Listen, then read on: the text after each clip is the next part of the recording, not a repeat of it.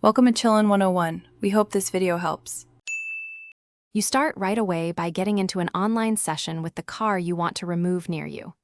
Open the interaction menu, go to Vehicles, then open your personal vehicle list.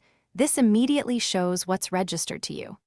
Once done, identify the target vehicle and confirm it's not stuck in a garage. Make sure it's the correct plate. You do this so the game recognizes you as the owner, which is required to take the next step and avoid accidental deletion of the wrong car.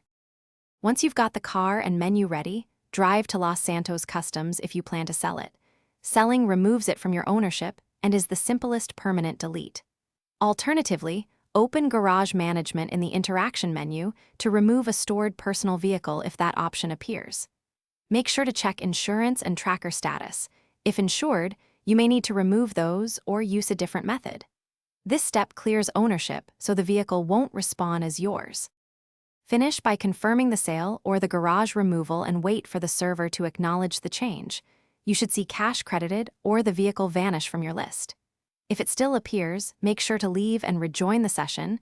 This refreshes ownership data. If reloading doesn't fix it, try checking the vehicle list on the in-game websites or contact Rockstar support.